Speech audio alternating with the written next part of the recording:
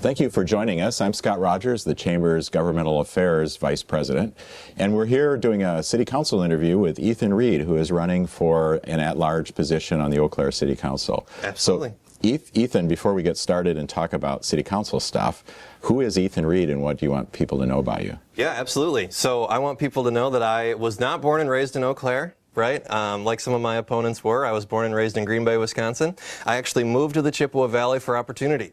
So I came to Menominee in 2016 because I wanted to go to school. I went to school for information communication technologies, which is a really fancy way of saying I was an IT guy for a while.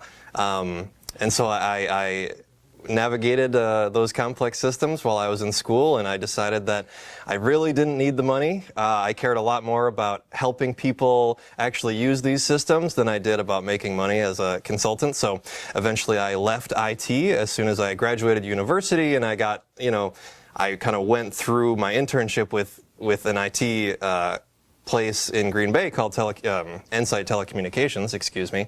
After that, I just decided, no, this isn't what I want. I want to help people, and I thought government was the best way to do that. Okay, so why are you running for City Council then? Yeah, well, I'm running for City Council for a couple of reasons. One, because I just honestly think I would be great at it. I want to caveat this with the city budget is like hundreds of millions of dollars, year after year. And so the first and foremost reason is I think I would be a responsible steward with those dollars.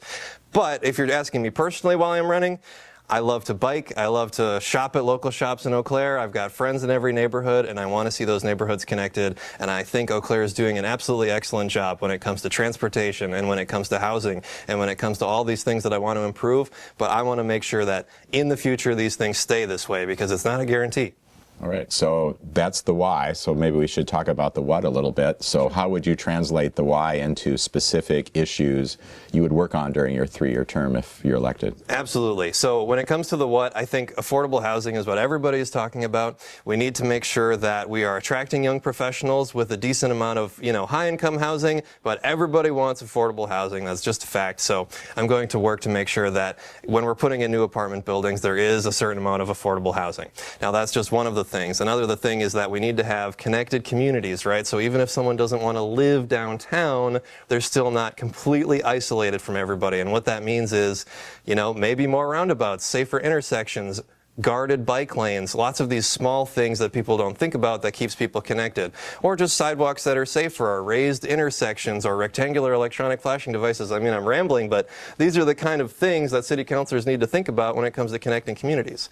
And then finally, just encouraging the development of local grocery stores, local clothing shops, local dentists. The people in the airport neighborhood should not have to go to Woodman's for their groceries. They should be able to walk down their Planets and just go to the local bodega. And that's the Eau Claire that I want to see. I want to see a 15-minute city for all of these neighborhoods that are both insulated in themselves. They've got their own neighborhoods with their own, mixed-use development, but I also want them to be connected to downtown and to the Oakwood Hills neighborhood. And that is a big ask, but that's why I'm running. All right, well, let's talk a little bit about that because that transitions into the economy.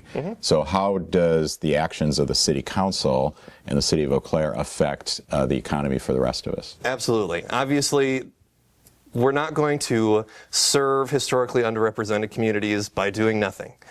A big part of my whole campaign is trying to understand who has been left out over the years, who hasn't been getting the power in the city, and how to get there. And I think one of the great things the city has been doing has been investing in DEI initiatives.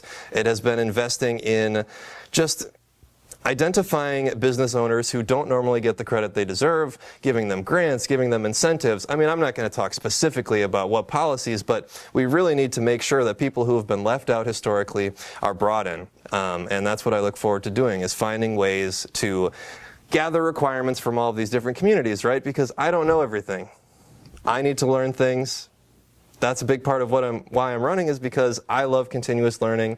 I love meeting people, and I love saying, oh, the solutions that we're working for all this time, maybe they don't work for everybody, maybe they won't work in the future. Let's figure it out. All right. Well, Ethan, thanks for joining us today, and we encourage you to study up on the election, look at all of the candidates, and be sure to exercise your right to vote on April 1st.